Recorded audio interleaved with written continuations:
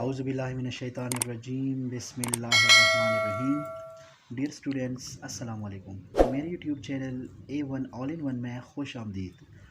आज मैं आप लोगों की खिदमत में एक नई वीडियो लेकर हाजिर हूँ जिसमें मैं आपको उर्दू पर्चे का पैटर्न सिखाऊंगा।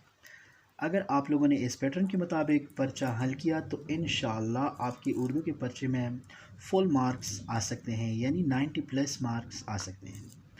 वीडियो को एंड तक देखें। अगर आपको मेरी ये वीडियो पसंद आई तो वीडियो लाइक करें, मेरे चैनल को सब्सक्राइब करें और दूसरों के साथ शेयर भी करें। चलो पर्चा शुरू करते हैं। Let's start the paper.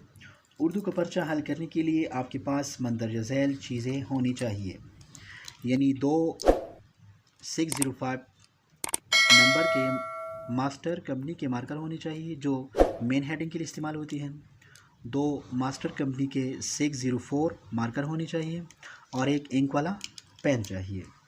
अच्छा, ये जो बड़े बड़े 2 मार्कर हैं, बड़े सिरे वाले जिसका कट थोड़ा सा बड़ा है, इसमें आपको 2 सिरे नज़र आएंगे। एक दाएं हाथ की तरफ जो थोड़ा सा लंबा होता है, ऊंचा होता है, और एक बाएं तरफ बाएं हाथ की तरफ है, ये थोड़ा सा नीचे होता है। आप इसको इसी तरफ पकड़ेंगे भी इस तरह, यानी जो लंबा हिस्सा है वो दाएं तरफ होना चाहिए, जो छोटा हिस्सा है वो बाएं तरफ होना चाहिए। तो इसके साथ आप मार्जिन लाइन लगाएंगे और मेन हेडिंग देंगे।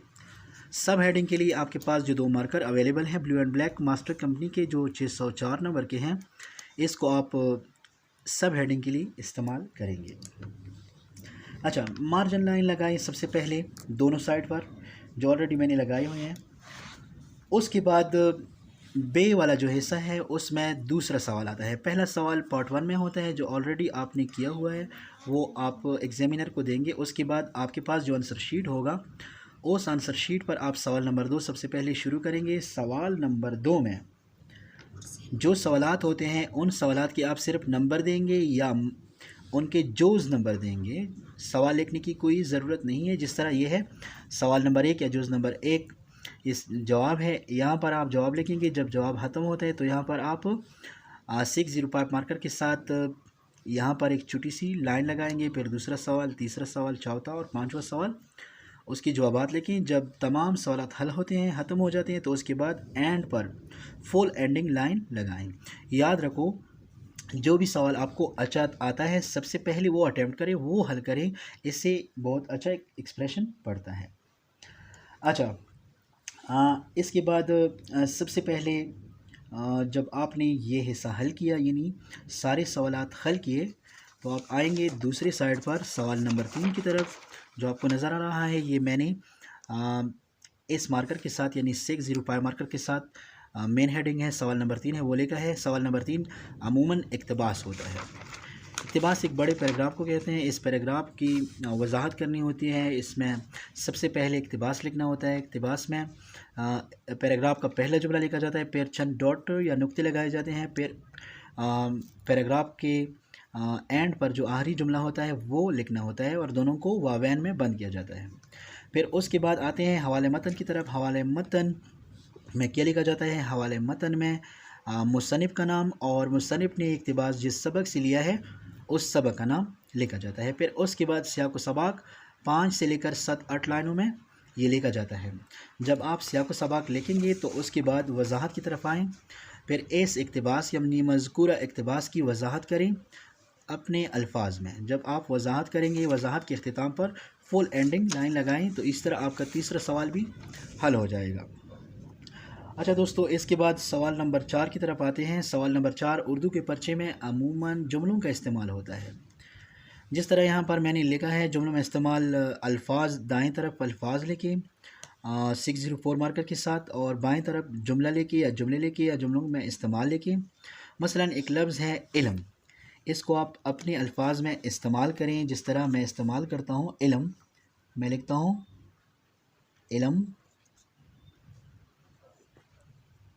बड़ी दौलत है। इस तरह फिर दूसरा लफ्ज़ जो आएगा या दूसरा मुहावरा जो होगा वो यहाँ पर आप लिखें और उसको अपने जुमले में इस्तेमाल करें। जब ये ख़त्म होता है तो यहाँ पर फुल एंडिंग लाइन लगाएं, आपका ये सवाल भी हल हो जाएगा। उसके बाद सवाल नंबर 5 है। सवाल नंबर 5 अमूमन ग्रामर का होता है। ग्रामर में मुख्तलिफ़ किस्म के अज्जा होते हैं। फॉर एग्ज़ाम्पल यहाँ पर मैंने 2 अज्जा दिए हैं, एक इसमें ज़मीर है, दूसरा मुहावरा है। आप इसमें ज़मीर की तारीफ़ करेंगे और मिसालें दें। फिर जब इसमें ज़मीर की तारीफ़ ख़त्म होती है तो यहाँ पर एक शॉर्ट लाइन लगाएं। फिर मुहावरा है, मुहावरा की तारीफ़ करें, एग्ज़ाम्पल भी दें, मिसाल भी दें, और उसके बाद चूँकि सवाल इख्तिताम पज़ीर होता है तो फुल एंडिंग लाइन लगाएं। इस तरह आपका 5वां सवाल भी हल हो जाएगा। अच्छा, इसके बाद आपके पेपर में छठा सवाल जो होगा वो है जुमलों की दुरुस्ती, यानी गलत जुमले आपको दिए गए होंगे, आप उन जुमलों को दुरुस्त करके दोबारा लिखेंगे। जिस तरह यहाँ पर एक गलत जुमला है, ये माह रमज़ान का महीना है। चूँकि माह और महीना खम्मानी अल्फाज हैं, इसका दुरुस्त जुमला कुछ यूँ होगा, ये माह रमज़ान है। फिर अगला जुमला होगा, उसके बाद दूसरा होगा, तीसरा होगा। जब सारे जुमले ख़त्म होते हैं फिर एक फुल एंडिंग लाइन लगाएं। इसी तरह आपका जो छठा सवाल है वो भी इख्तिताम पज़ीर होगा। अच्छा दोस्तों, उसके बाद 7वां सवाल है वो है अशआर की तशरीह। गज़ल हो, नज़म हो, जो भी चीज़ है। मैंने यहाँ पर एक हमद है, उसका एक शेर लिया है। गो सबसे मुक़द्दम है हक़ तेरा अदा करना, बंदे से मगर होगा हक़ क्यों कर अदा तेरा।